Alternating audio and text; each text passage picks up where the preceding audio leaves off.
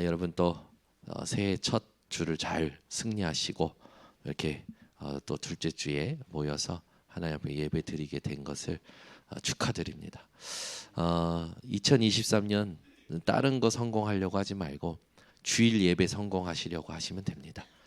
예배만 성공하시면 돼요. 그러면 하나님이 나머지는 책임지십니다. 오늘도 우리가 바꿔야 될 또 것이 있죠. 우리가 속지 말고 속이지 말아야 될 게 있습니다. 그게 뭐냐? 우리의 눈을 바꿔야겠죠. 신자의 눈이 얼마나 중요하냐? 저와 여러분은 하나님을 믿지 않는 불신자가 아니라 하나님을 믿는 신자죠. 신자의 눈 중에 특히 고난을 보는 눈이 중요합니다. 고난을 어떻게 보느냐가 답니다. 인생에서. 또 믿음 생활에서 고난을 어떻게 보느냐가 여러분들이 그리스도 예수의 능력을 더 풍성히 누리냐 못 누리냐 결정이 되죠. 오늘 바울은 이런 고백을 합니다. 살든지 죽든지. 무슨 노래 가사 말 같죠? 네, 살든지 죽든지 그리스도를 존귀하게 만들고 그리스도를 존귀하게 되게 하려 한다. 우리가 그리스도의 존귀하심을 위하여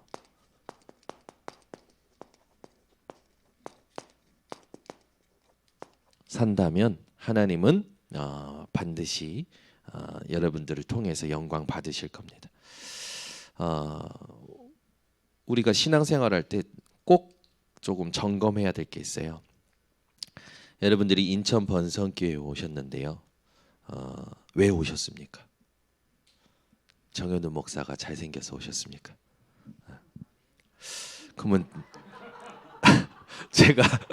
제가 사고를 당해서 얼굴이 뭉개지면 떠나실 겁니까?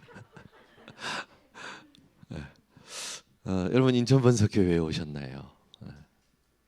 신앙생활할 때 좋아서 신앙생활을 하면 싫어지면 떠나게 되는 거예요. 근데 신앙생활을 가치를 알고 신앙생활을 하면 좋든 싫든 상관이 없어요.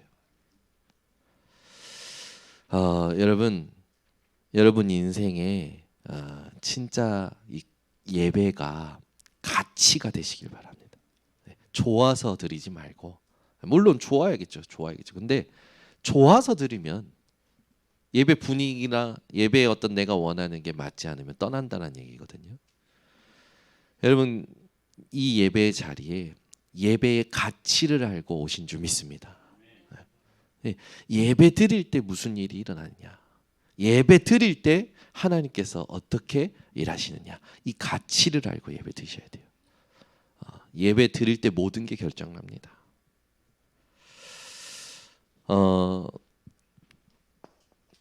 살면서 고난이 안 올 수가 없겠죠. 그런데 고난에 대한 생각이 중요합니다. 생각이. 이 고난에 대한 생각이 중요한데 대부분 믿는 사람들은 어떤 생각을 하냐면 순종하면 축복, 불순종하면 저주. 그렇게 생각을 해요. 아니죠.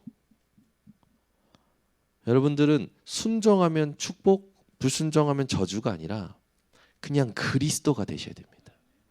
이걸 깨달아야 진짜 신앙생활을 하는 거거든요. 의인이었던 욥은 어느 날 하나님의 시험을 당합니다. 감당할 수 없는 시험이에요. 우리에게는 감히 감당할 수 없는 시험이 욥에게 와요. 하루아침에 전 재산, 전 자식, 사랑하는 와이프마저 저주하고 떠납니다. 베스트 프렌드라고 여겼던 자들이 전부 손가락질합니다. 하루아침에 몽땅 잃어버린 거 어떻게 그렇게 한 번에 그렇게 망할 수 있습니까? 그죠? 그 욥이 시험 당한 걸 우리가 생각하면요. 욥이 순종 안 했습니까? 순종했다니까요. 반드시 여러분 생각이 어디 있어야 되냐? 고린도후서 7장 10절에 있어야 됩니다. 하나님의 뜻대로 하는 근심은 후회할 것이 없는 회개를 이루는, 그죠? 구원을 이루는 것이잖아요. 근데 세상 근심은 사망을 이루는 것이니라. 많은 성도들이요 생각을 하며 살아가는데 말씀을 생각하고 되뇌이기보다 자기 안에서 자기 생각에 갇히고 자기 생각을 되뇌일 때가 많아요. 그래서 속습니다. 여러분이 고난을 볼 때 여러분 생각이 중요합니다. 고난에는요, 순종과 불순종이 아니라 하나님의 뜻이 먼저 있어요. 내가 잘하고 못하고와 상관없이 하나님의 뜻을 가진 고난입니다. 그냥 고난이 아니고 하나님의 뜻이 숨겨진 고난이에요. 혹시 남편 때문에 힘드십니까? 하나님의 뜻이 담긴 남편이에요. 아내 때문에 힘드십니까? 하나님의 뜻이 담긴 아내예요. 여러분이 이걸 보지 못하고 이걸 생각하지 못하면 여러분은 평생 보이는 것 때문에 속습니다. 평생 보이는 것 때문에 나를 스스로 속이게 됩니다. 그렇죠? 잘하고 잘못하고는요, 종이 한 장 차이예요. 중요한 건 하나님의 뜻을 아느냐 모르냐입니다. 이게 다예요. 일이요, 잘하고 못하고는요 지나갑니다. 그잖아요. 이번 김장 잘 되기도, 이번 김치 엄청 맛있더라고. 누가 담으셨는지. 이번 우리 교회 김장을 갖다가 조금 먹는데 어느 때보다도 맛있더라고요. 누가 담그신 건지. 너무 조금이어가지고 맛도 못 보여드릴 것 같아. 잘한 김장도 또 지나갑니다. 잘하고 못하고는요 다 지나가요. 지나가요, 여러분. 올해도 잘할 수 있고 못할 수도 있습니다. 지나갑니다. 하나님의 뜻이 뭐였느냐? 그것 찾지 않으면, 그게 남지 않으면 여러분 전부 여러분요 헛수고하게 됩니다. 헛수고하는 한 해 보내지 마시고 진짜요, 하나님의 뜻이 무엇이냐, 이걸 찾아내고 남기는 2023년이 되시기 바랍니다. 그게 우리에게 의미 있는 거거든요. 생각이 어디 있어야 됩니까? 하나님의 뜻에 여러분의 모든 생각이 있어야 돼요. 반드시 여러분이 하나님 뜻대로 생각하면 후회할 것이 없게끔 하십니다. 회개와 구원을 이루십니다. 하나님의 뜻대로 하는 근심은요 생명이에요, 생명. 이걸 여러분들 회복하고 누리시는 오늘 눈이 열리셔야 됩니다. 그래서 욥을 아까 잠깐 예를 들었지만 욥은요 하나님의 뜻을 끝까지 찾았죠. 그래서 욥은 나중에 하나님의 뜻을 찾게 돼서 어떻게 고백합니까? 내가 전에는 주를 귀로만 들었사오나 이제는 보는 것 같습니다. 여러분이 올 한 해 귀로만 들었던 하나님이 아니라 눈으로 보는 하나님을 체험하시길 바랍니다.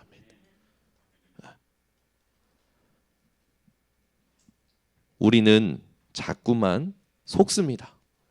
우리의 육신에 속아요. 보이는 거에 속죠. 절대 아니에요. 하나님은 살아계십니다. 뜻을 가지고 계십니다. 한치의 오차도 없이 하나님의 말씀은 이루어집니다. 그 말씀을 연초부터 주셨어요. 지난주에 우리가 함께 받았죠. 만물이 그리스도로 충만하리라. 이미 여러분이 어떤 자세로 시작해야 되냐? 아, 이 세상 모든 만물은 내 안에 신 그리스도 발 아래 있구나. 아멘. 두려워할 것도 무서워할 것도 염려할 것도 계산할 것도 없어요. 여러분 발 아래에 있는 겁니다. 여러분 속에 있는 그리스도 이름 아래에 있는 거예요. 다 다스리시면 됩니다. 어떻게 다스립니까? 하나님은 매 주일 예배를 통하여 다스릴 말씀을 주시죠. 그러니까 말씀을 나의 언약으로 붙잡으시면 돼요. 말씀이 안 들린다. 첫 번째 사단입니다. 사단은 여러분이 주의 말씀 듣지 못하게 만들어요. 그리스도의 말씀만 듣지 못하게 만들어요. 다른 건 다 할 수 있는데 말씀만 못 듣게 만든다니까요. 아니 멀쩡하다가 예배 시간만 오면, 말씀 듣는 시간만 되면 졸리다, 힘들다, 공격당하고 있는 거예요. 생각이. 그렇죠? 일단 영적 싸움 하셔야 되고요. 그러면 사단은 내가 눈치챈 순간 이미 꺾입니다. 왜? 내 안에 그리스도의 이름이, 그리스도의 빛이 있기 때문에. 두 번째는 뭡니까? 내가 그렇게 살아온 각인 뿌리 체질에 당하는 거예요. 내가 나의 체질에 당하는 겁니다. 내가 가치 있다 생각하는 건 여러분 도끼를 품고 가지 않습니까? 에? 밤을 새서라도 내가 하고자 하는 건 하잖아요. 정상적인 인간이라면. 그죠? 여러분 말씀이 여러분에게 가치로 딱 자리 잡혀 있으면 여러분 말씀에 생명 걸게 되어 있다니까요. 그럼 여러분이 말씀에 생명 걸면 하나님이 가만히 계십니까? 절대 안 그러시죠. 하나님은 역사하십니다. 절대 나한테 지지 마시고. 세 번째는 뭡니까? 여러분 부탁드립니다. 어쨌든 우리는 육신을 가지고 있어요. 그래서 육신의 이 한계가 반드시 있습니다. 그래서 육신의 한계로 인하여 우리가 자꾸 타협점을 찾잖아요. 근데 그 한 번은 이기셔야 돼요. 제일 마지막에 나를 괴롭히는 게 육신이에요. 육신. 그래서 여러분 말씀이 안 들린다, 말씀을 못 붙잡았다, 말씀이 생각이 안 난다. 그러면 그 주간에 여러분들이 한 번은 싸워서 하나님 앞에 말씀을 찾아내셔야 됩니다. 자, 그러면 이런 거는 뭐 서론적인 얘기인데 서론적인 얘기가 안 되기 때문에 지금 계속하는 거예요. 이게 안 되는 거예요. 이게 왜 안 됩니까? 세 가지 싸움을 반드시 싸우셔야 됩니다. 그래서 여러분들이 반드시 이 부분을 갖춘 다음에 말씀에 깊이 들어가셔야 돼요. 두 번째는 뭐냐? 여러분 뭐니 해도 여러분의 관심이 점검되어야 됩니다. 고난이 올 때 어디에 관심이 있느냐 뽀록 나게 되어 있어요. 이런 말 써서 죄송합니다. 뽀록 난다라는 말을 써서 죄송합니다. 여러분 고난이 올 때요 사람들이요 뭐에 관심 있는지가 드러납니다. 고난이 오면 돈에 관심 있는 사람은 돈 손에 안 보려고 돈을 위해서 돈에 뛰어난 정보와 사람을 쫓아가 버려요. 반대로 자기 명예가 실추되지 않기 위해서 명예에 관심이 늘 있었던 사람은 명예를 위해서 수단 방법 가리지 않습니다. 그래가지고 명예가 우상된 사람들은요 자기만 죽질 않아요. 같이 죽어버려요. 너만 망하냐? 아니 나만 망하냐? 너도 망하자라는 거죠. 여러분의 관심이 항상 점검되셔야 됩니다. 여러분 관심이 어디 있으셔야 되냐? 오늘 바울의 관심은 어디 있었냐? 위에 있었어요. 위에. 그래서 빌립보서 3장 12절에서 14절에 보면 바울의 관심이 나오죠. 이미 이루었다 함도 아니요 얻었다 함도 아니요 위에서 부르신 부름의 상. 그 정도가 아니라 그리스도께 잡힌 바 된 그것을 잡으려고 달려가노라. 여러분의 관심은 항상 하늘 저 위에 있으시길 바랍니다. 저 천국 보좌의 것. 고난이 올 때 여러분이 세 번째 점검해야 될 게 있습니다. 그게 뭐냐? 방법이에요. 대부분 인간적인 방법, 세상적인 방법 찾아갑니다. 저와 여러분의 방법은 기도입니다. 그래서 여러분들이 잘 아시겠지만 데살로니가전서 5장 16절에서 18절에 보니까 항상 기뻐하라, 쉬지 말고 기도하라, 범사에 감사하라. 이게요 우리가 사는 삶의 방법입니다. 고난이 올 때도 기뻐하는 거예요. 아멘이 없어요. 아이 목사님 고난이 오는데 어떻게 기뻐합니까? 기뻐하실 수 있는 비밀이 있습니다. 하나님이 아시고 허락하셨습니다. 아니 그럼 하나님이 알고 나를 괴롭히는 겁니까? 하나님의 뜻이 있습니다. 하나님은 끝내놓고 여러분들에게 뜻을 이루려고 허락하시는 겁니다. 하나님은요 절대 여러분을 막 어렵게 하려고 괴롭히려고 하시는 분이 아니십니다. 그리고 뭡니까? 쉬지 말고 기도해라. 모든 여러분 생각과 관심과 방법이요 기도가 되셔야 돼요. 그리고 뭡니까? 범사에 감사하라. 여러분 진짜 감사가 되셔야 돼요. 코로나 걸려도 감사, 안 걸려도 감사. 아멘? 상관이 없어요. 상관이. 올 한 해도요, 하나님은 역사하실 겁니다. 우리 성도님들이 전부 작년에 전부 기겁을 하시더라고. 눈물의 골짜기였다. 전부 눈물의 골짜기. 아니 왜 시온의 대로의 은혜를 받아야지 눈물의 골짜기에 다들 화들짝 놀래 계십니까? 다들 눈물의 골짜기였다는 거 작년에. 다들 눈물의 골짜기. 올해는 만큼은 말씀이 무섭지 않았으면 좋겠다 이러는 분들도 계셔요. 아니죠. 작년에 눈물의 골짜기였습니까? 아니요. 시온의 대로였어요. 이걸 포럼해주는 중직자들이 일어나야 되고요. 이걸 포럼해주는 우리 성도님들 증인들이 일어나야 됩니다. 작년에 이런 일들이 있었지만 그 모든 것을 통하여 나에게 하나님은 시온의 대로 24를 세팅시키셨다. 그렇잖아요. 그러면 올해 받을 응답은 만물이 그리스도로 충만하는 25의 응답을 받는 거죠. 그러니까 사람들이요, 말씀이 성취된다라는 거 안 믿는다니까요.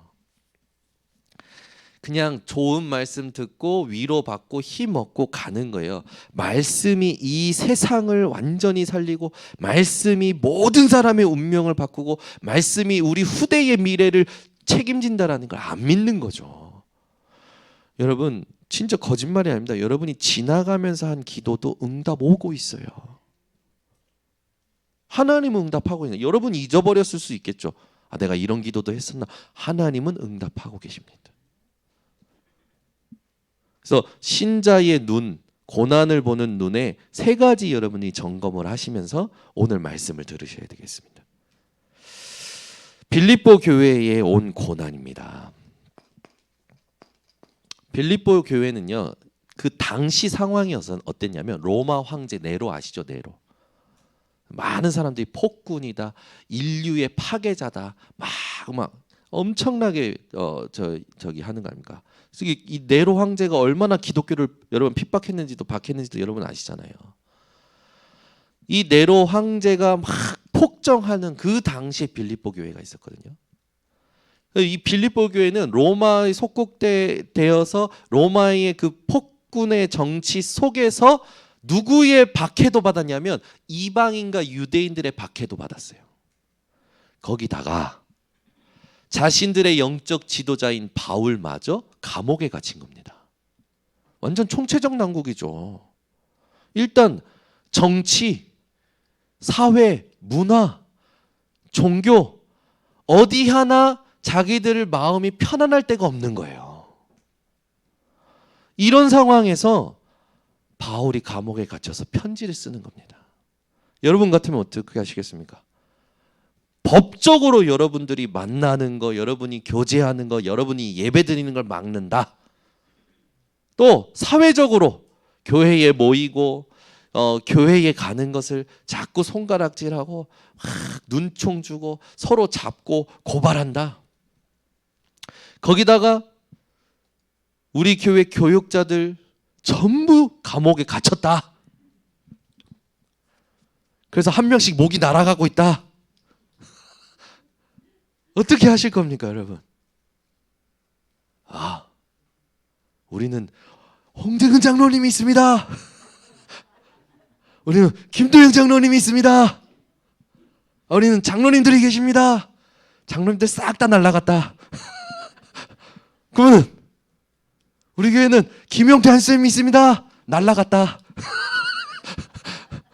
우리는 권사님이 있습니다. 날아갔다.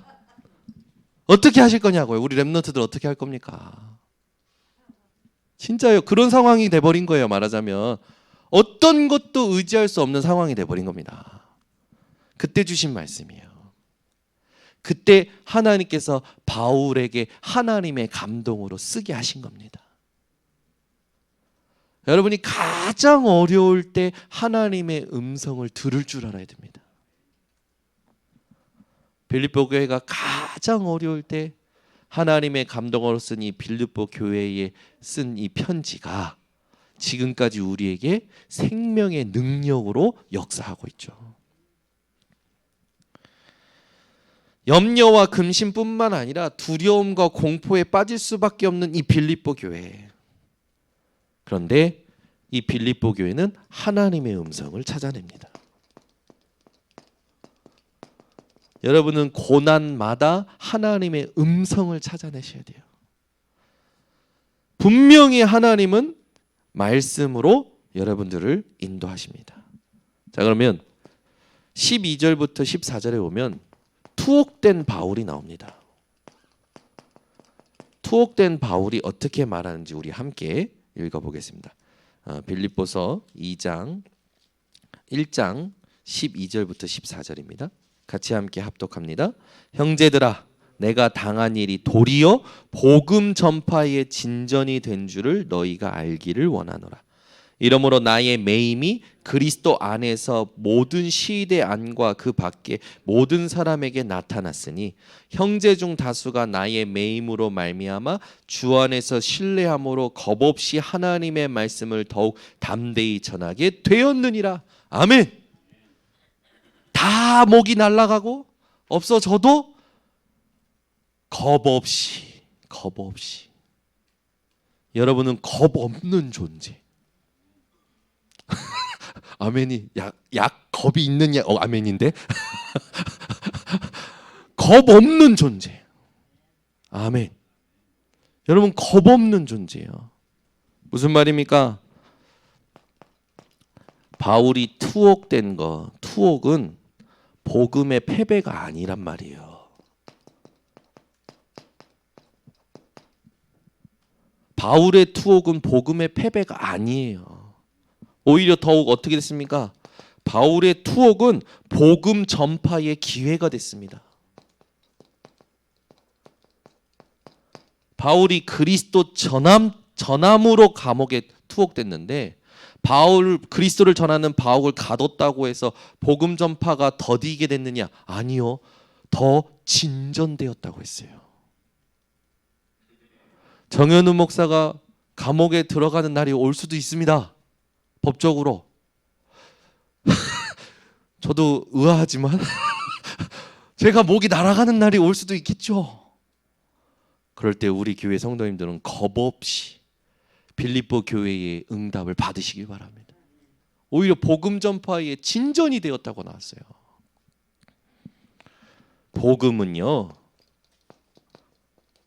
아무도 막을 수 없습니다.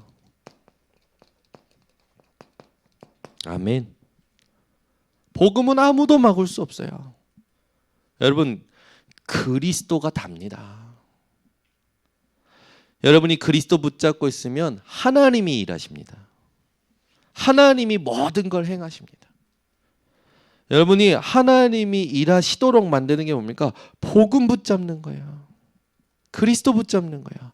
어떤 고난이 와도 여러분 하나님의 뜻이 있음을 알고 그리스도 붙잡으시기 바랍니다. 그러면 그 다음에 여러분들이 생각하는 육신적인 건 따라와요. 무엇을 먹을까, 무엇을 입을까, 무엇을 마실까 염려하지 말라고요. 그건 전부 이방인이 구하는 것이라고 했잖아요. 그리스도 붙잡으면 그 이방인이 구하는 걸 하나님께서 채우십니다.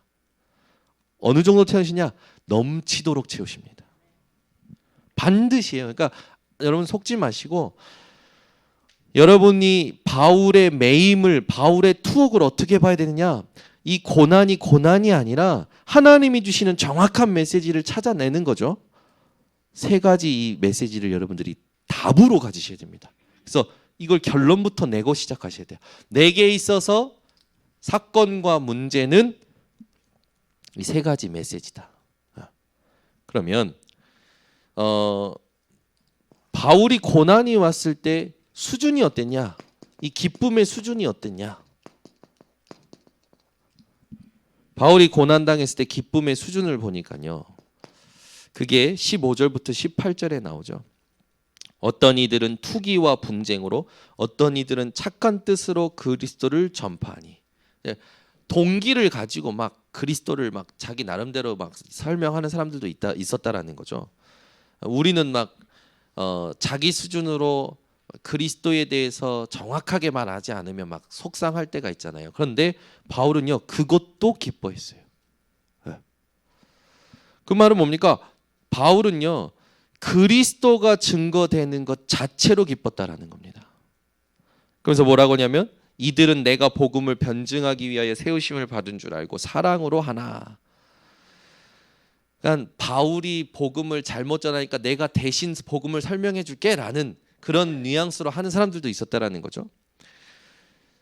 그들은 나의 매임에 괴로움을 더하게 할 줄로 생각하여, 야, 바울이 얼마나 지금 저 처량하게 됐냐. 그러니까 바울이 복음이 아니라 내가 전하는 복음이 복음이야라고 얘기하는 사람들이 있었다라는 얘기죠. 순수하지 못하게 다툼으로 그리스도를 전파하느니라. 18절에 보니까 그러면 무엇이냐? 거칠애로 하나 참으로 하나 무슨 방도로 하든지 전파되는 것은 그리스도니 이로써 나는 기뻐하고 또한 기뻐하리라. 바울의 기쁨의 수준은 뭡니까? 복음 전파의 종류가 상관이 없었어요. 그러니까 여기에 우리가 시시비비 걸릴 것도 없다라는 거예요. 왜? 우리가 이 사람이 어떻게 전하건 저렇게 전하든 그리스도가 전달되는 것, 그것 말고는 우리의 기쁨이 없다라는 겁니다. 그러니까 여러분, 그럴 일이 있을 수는 있는지 모르겠지만 천주교라든지 여호와 증인인 또는 신천지 하나님의 교회가 제대로 알지 못하고 어쩌다 그리스도라는 단어를 꺼냈어. 우리는 그것도 기뻐할 수 있다라는 거죠. 이해 안 되시잖아. 아멘이 없는 거니까 이해가 안 되시잖아. 여러분, 다른 이단들이 실제로 그리스도라는 단어를 정확히 모르고 그리스도를 꺼내도 우리는 기뻐할 수 있다라는 거예요. 왜? 그리스도라는 단어 자체에 힘이 있다라는 거죠. 누가 전하느냐는 문제되지 않는다라는 거예요. 왜? 그리스도라는 단어 자체로 충분하다라는 겁니다. 하나님이 하시는 일이기 때문에. 저는 그게 믿어지더라고요. 그게 믿어져요. 많다. 내가 잘 전한다? 우리가 잘 전하면 얼마만큼 잘 전합니까? 전도에 미련한 것으로 하나님이 하기를 허락하신 것 뿐이죠. 여러분은 그래서 그리스도만 말해도 됩니다. 여러분이 그리스도만 말하면 성령이 역사하셔서 앞에 있는 사람이 울 수도 있어요. 전도는 하나님이 하시는 거기 때문에. 그 우리가 부담 가질 필요가 전혀 없어요. 왜? 그냥 그리스도 하면 됩니다. 생판 모르는 사람 앞에서도 하시면 됩니다. 안 믿어지는 거 같아요. 점점 아멘이 없어지는 것 같아요. 그래도 뭘 좀 설명을 좀 더 해야 될 것 같고, 그리스도 하면 된다니까요. 진짜예요, 여러분. 그리스도 하면 돼요. 이게 부적이 아니라 그리스도기 때문에 됩니다. 그래서 전도는 우리가 하는 게 아니라는 얘기예요. 저는 이 메시지 묵상하면서 결론 내렸어요. 전도는 내가 하는 게 아니다. 전도는 하나님이 하시는 거다. 그리스도? 듣는 순간에 생각하게 하시겠죠. 듣는 순간에 이 사람이 뭔가 찾게 하게 하시겠죠. 진짜 하나님이 구원하기로 작정된 영혼이면 이 사람이요, 바울처럼요 깨달을 수 있어요. 그죠? 그 우리는 살든지 죽든지 상황이 맞든지 안 맞든지 때를 얻든지 못 얻든지 그리스도 전하면 됩니다. 그리스도 전할 때 하나님은 약속하셨잖아요. 내가 세상 끝날까지 너희와 항상 함께 있으리라. 믿는 자들에게 이런 표적을 주리라. 보좌에서 같이 역사하리라. 오직 성령이 너희에게 마시면 땅 끝까지 증인 되리라. 하나님이 하시는 전도가 가장 정확합니다. 그래서 복음 전파의 종류,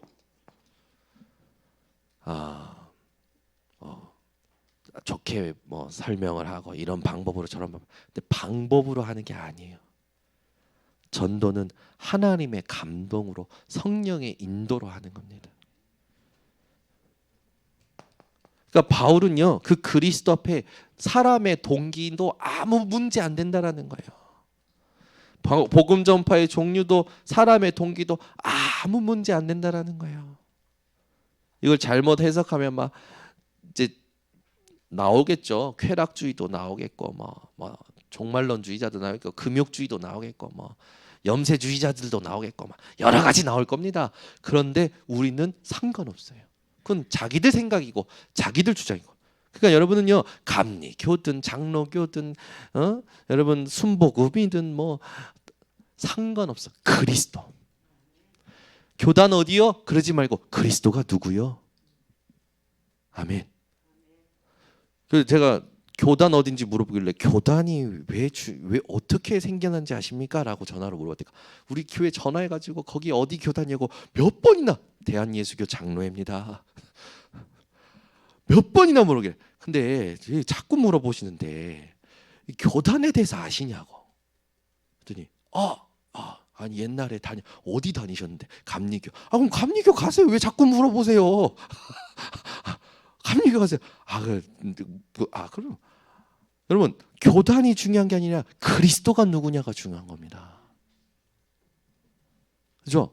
교단 자꾸 아는 척하고 교단에 대해서 막 얘기하는 사람들한테 교단 아니야. 그리스도야. 이거 얘기해 줄 수 있어야 돼요. 여러분 교단 몰라도 돼요. 잠깐 얘기하라면 뭐 장로교 목사 혼자 하지 마. 장로도 같이 해야 돼. 그게 장로교예요. 그래도 감독이 똑바로 서야 돼. 그게 감리교예요. 아시겠습니까? 성결교. 그래도 거룩해야 돼. 그게 성결교예요. 우리 이란유 부목사님이 성결교 출신 아닙니까? 성결교 출신이 왔잖아요. 장로교로. 왜 왔습니까? 그리스도. 저는 순복음 아버지예요. 순복음이 뭡니까? 순수 복음이래요. 그래서 순복음 그리스도라니까. 교단이 중요한 게 아니에요.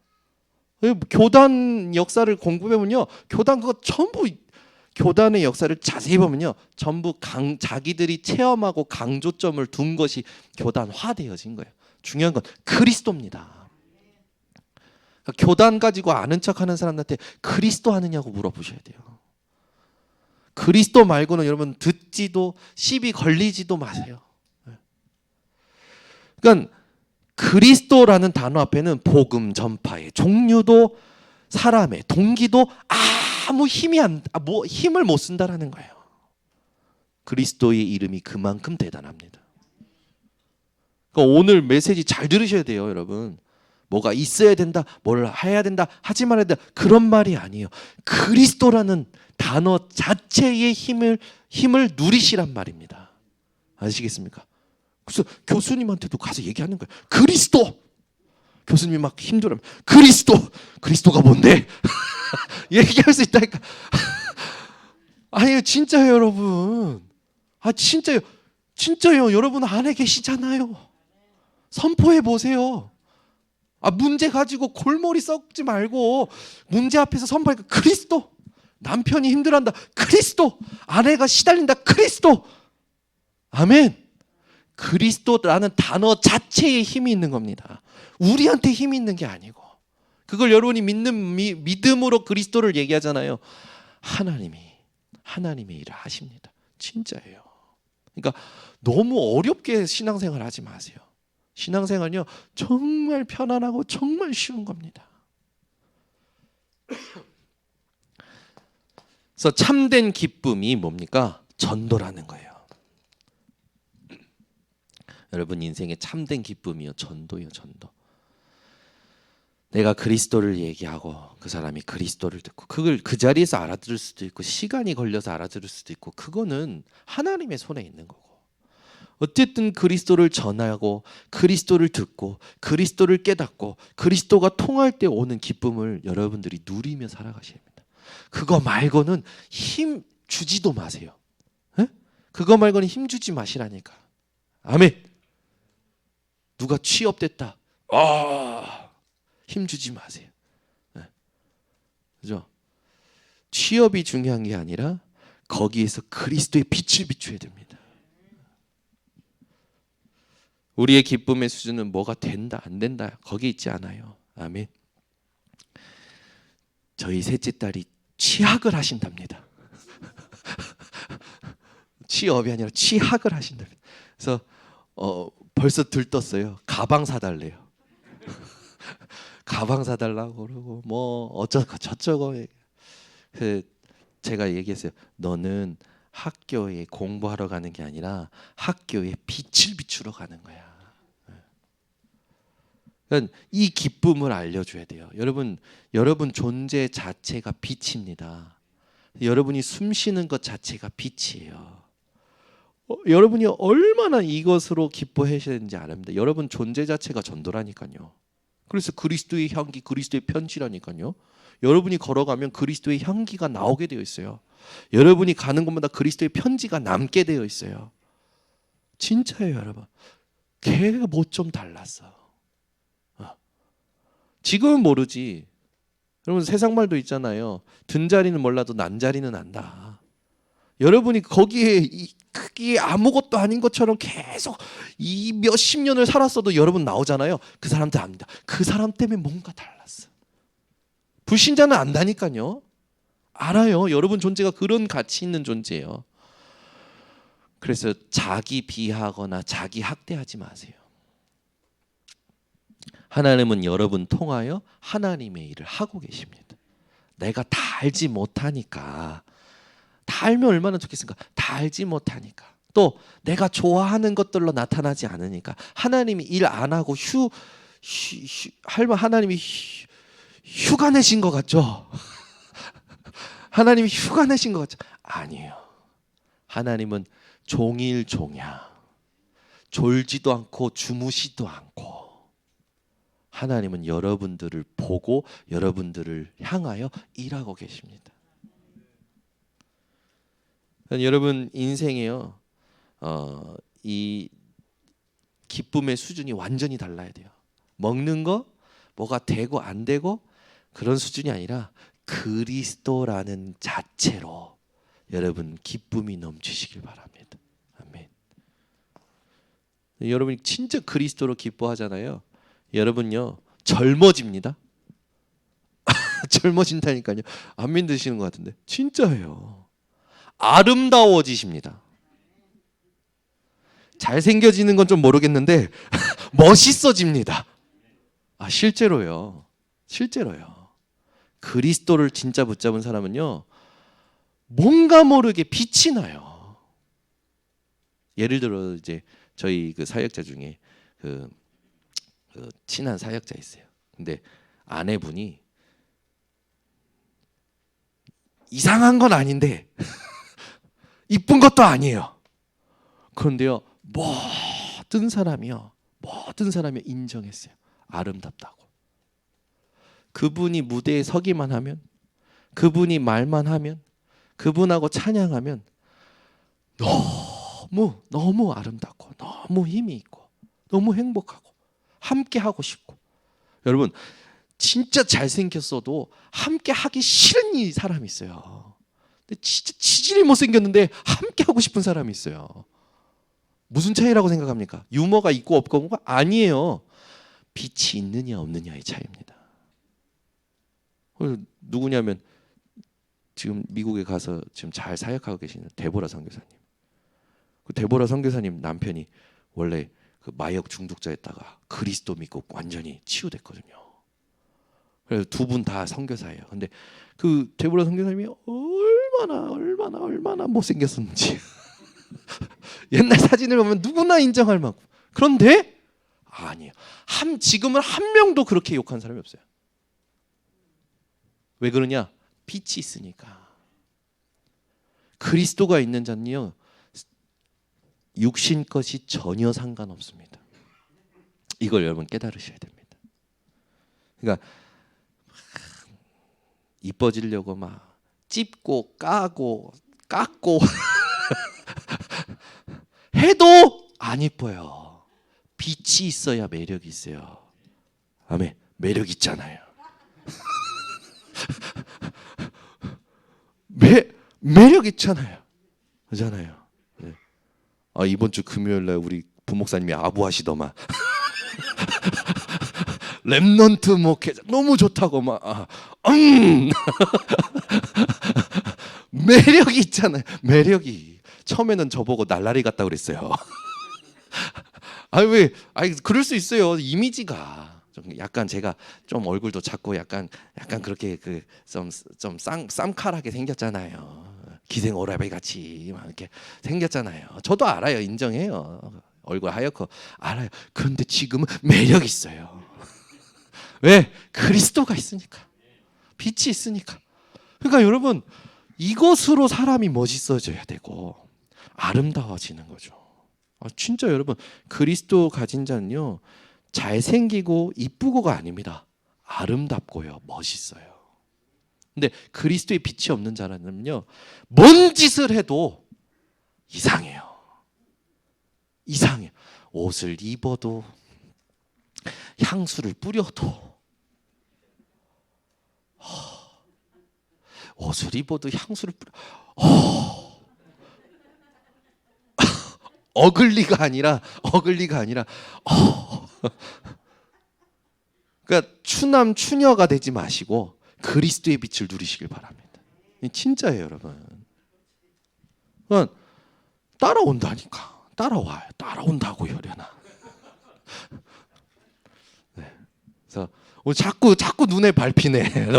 이상하네. 시집갈 때가 됐나. 여러분 이제 중요한 세 번째입니다.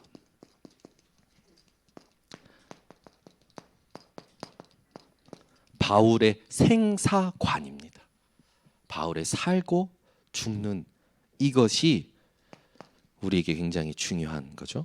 19절에 보면 보세요. 19절. 이것이 너희의 간구와 예수 그리스도의 성령의 도우심으로 나를 구원에 이르게 할 줄 아는 거로 나의 간절한 기대와 소망을 따라 아무 일에든지 부끄러워하지 아니하고 지금도 전과 같이 온전히 담대하여 살든지 죽든지 내 몸에서 그리스도가 존귀하게 되게 하려 하나니. 불신자는요 무조건 살려고 하잖아요.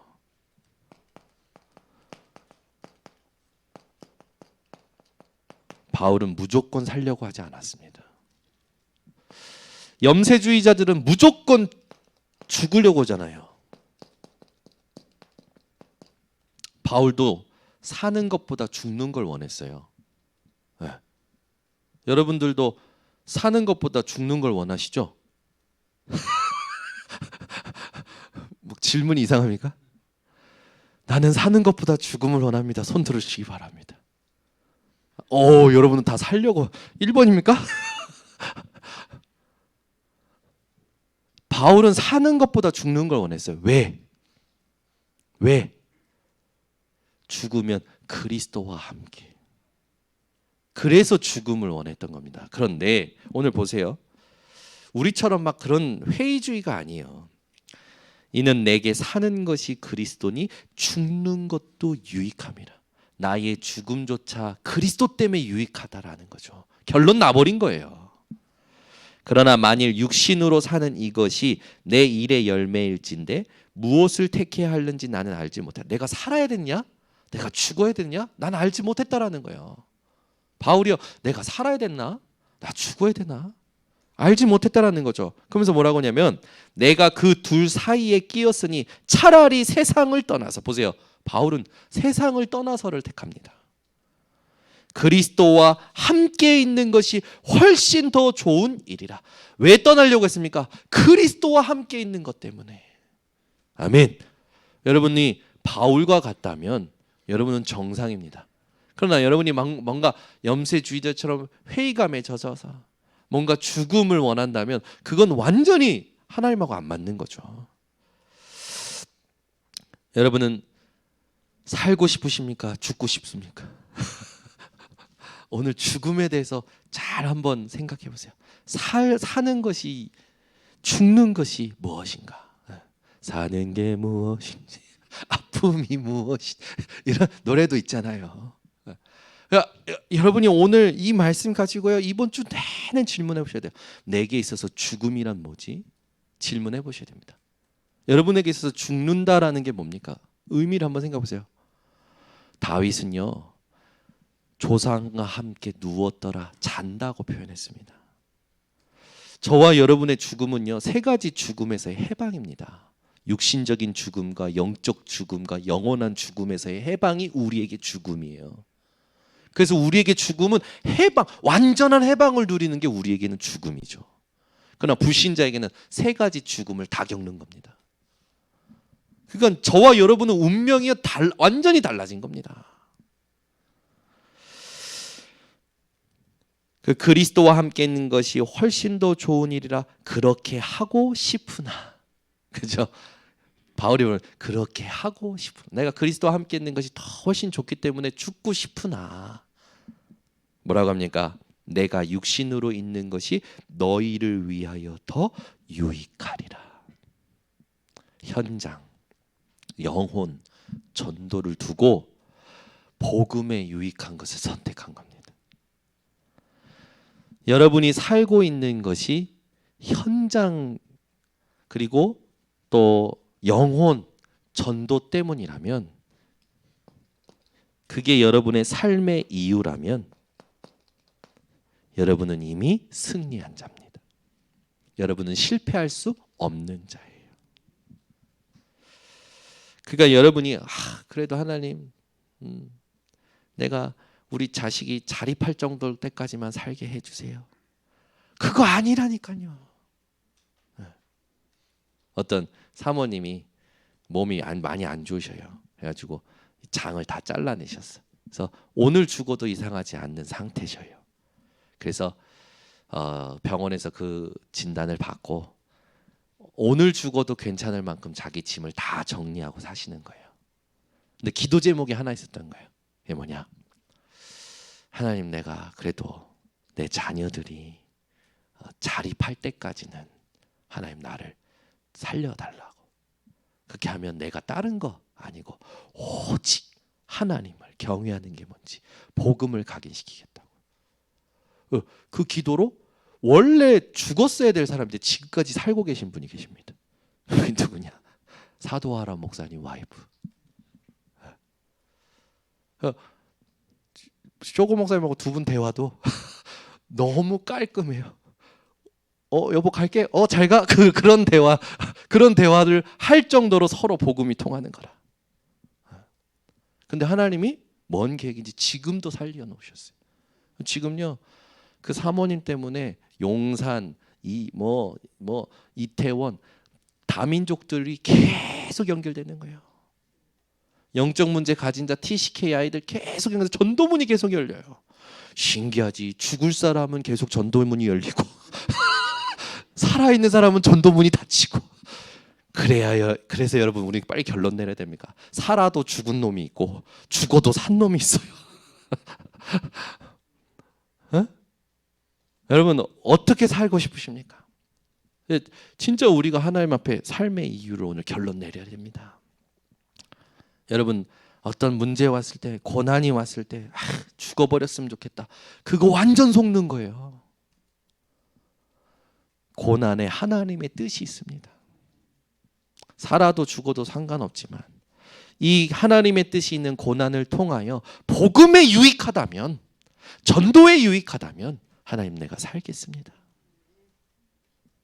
그게 아니면 하나님, 나 빨리 그리스도 옆으로 데려가 주세요. 아멘. 진짜죠. 더 우리가 읽어보자면 25절에 그러죠. 내가 살 것과 너희 믿음의 진보와 기쁨을 위하여 너희 무리와 함께 거할 이것을 확실히 아노니, 내가 다시 너희와 같이 있으므로 그리스도 예수 안에서 너희 자랑이 나로 말미암아 풍성하게 하려 함이라. 여러분이 다른 사람의 자랑이 된다라는 거예요. 복음 때문에. 내 자식이 나를 자랑하는데 부모로서 존경해서 자랑하는 게 아니라 자식이 나로 말미암아 복음, 그걸 깨닫고 복음, 그것 때문에 나를 자랑한다라는 거예요. 멋있죠? 안 멋있습니까? 저희 딸들이 저를 엄청 사랑해요. 그래가지고 요즘은요, 설거지도 합니다. 물론 그들이 하지 않고 우리 집에 설거지 이모님이 계셔요. 식기세척기라고.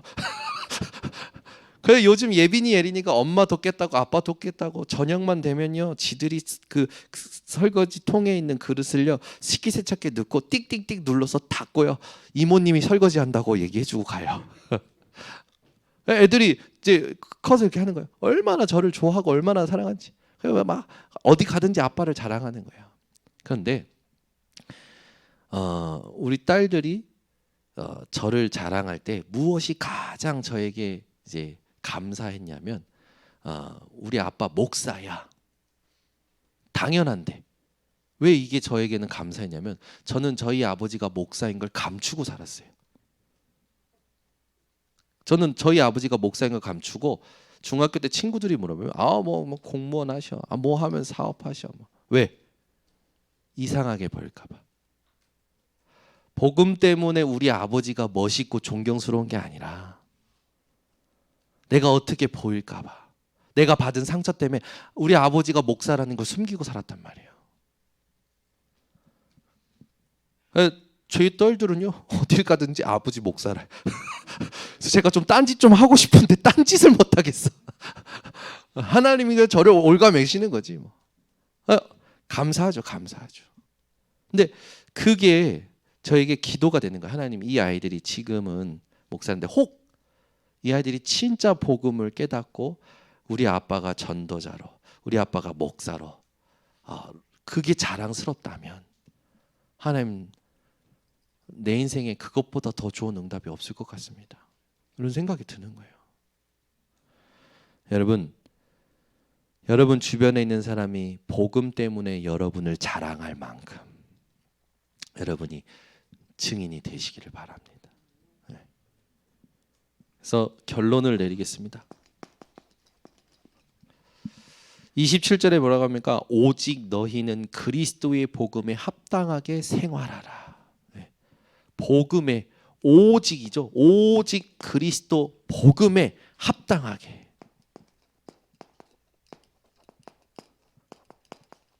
복음에 합당한다라는 게 뭡니까? 그리스도가 아니면 안 되는 이유가 나의 이유가 된 거죠. 그래서 이걸 가지고 어떻게 살라고요? 생활하래요. 생활하라. 근데 이 생활하라 단어가 저도 그냥 지나갈 뻔했어요. 근데 주석에 한번 봤어요. 이 생활하라는 단어가 뭐라고 나냐면 시민으로 살아라. 그때 딱 깨달아지는 거예요. 주석에도 적혀 있는데 시민권을 가지고 살라고. 그냥 생활이 아니에요. 시민권. 우리는 어떤 시민권을 가졌습니까? 빌립보서 3장 20절. 천국 시민권을 가진 자죠. 그래서 오직 복음에 합당하게 생활하라는 건 여러분이 신분적, 권세적 하나님이 주신 것들로 살라는 겁니다. 저와 여러분은 하나님의 자녀입니다. 저와 여러분 속에는 성령이 함께 하시고 성전되어 성령의 역사 속에 살아가는 신분을 가진 자들이에요. 하나님을 기업으로 누릴 자들입니다.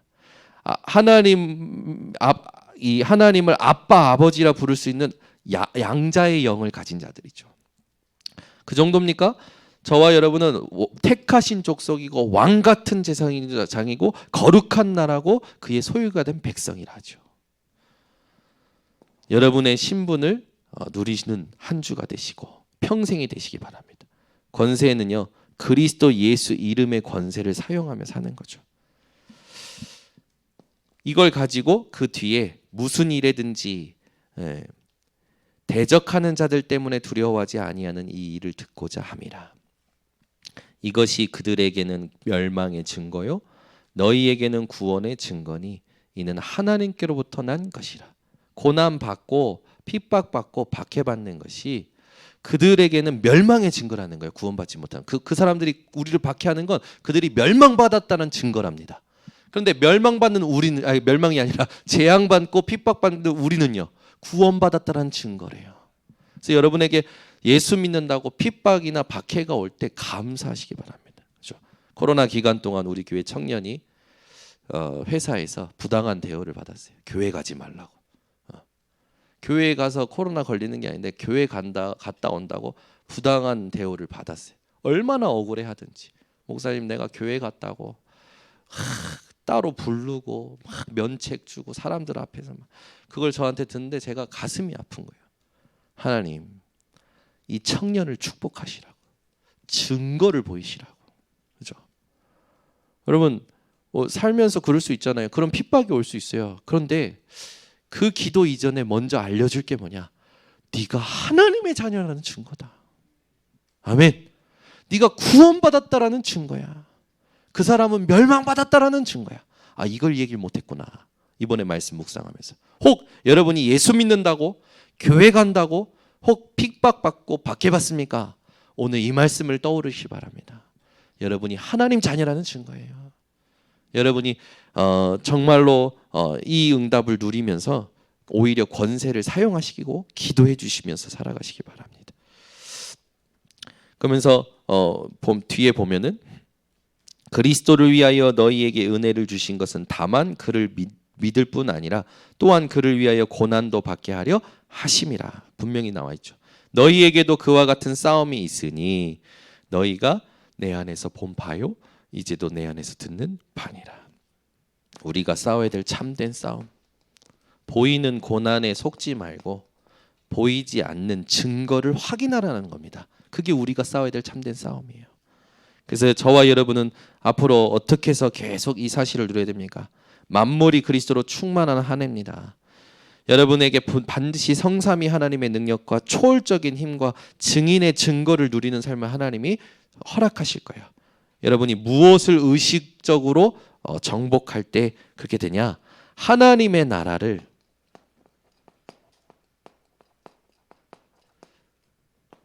의식화할 때 반드시 그런 증거를 얻게 하실 줄 믿습니다. 그래서 이걸 두고 우리가 같이 지난주에 무엇을 실천해야 될 것인지 들었죠. 그래서 여러분들이 이번 주 지난주에 들었는데도 안 됐다면 이번 주에라도 또 도전하세요. 오늘이라도 다 도전하세요. 알람을 맞추시기 바랍니다. 말씀 제목으로 맞추셔도 되고 성경 구절로 맞추셔도 좋습니다. 또 여러분 그 알람의 음을 찬양으로 맞추셔도 좋습니다. 어떻게 해서든지 나의 의식을 정말로 하나님의 나라로 교회화의 축복으로 만드는 도전을 시작해 보시기 바랍니다. 기도하겠습니다. 하나님 아버지 감사합니다. 주께서 오늘도 우리들에게 빌립보 교회를 향하여 주신 말씀 속에 하나님의 음성을 찾게 하시니 감사를 드립니다. 살든지 죽든지 그리스도를 존귀하게 하기 위해서, 그리스도의 존귀하심을 위하여, 그리스도를 높이기 위하여 우리가 어떤 생각을 하고 어떤 선택을 하며 어떤 집중 쪽에서 살아가야 되는지 오늘 알게 하셨사오니 이대로 하나님 그리스도를 존귀하게 하는 모든 증인들 되도록 축복하여 주시옵소서. 예수 그리스도의 이름으로 축복하고 기도드리옵나이다. 아멘.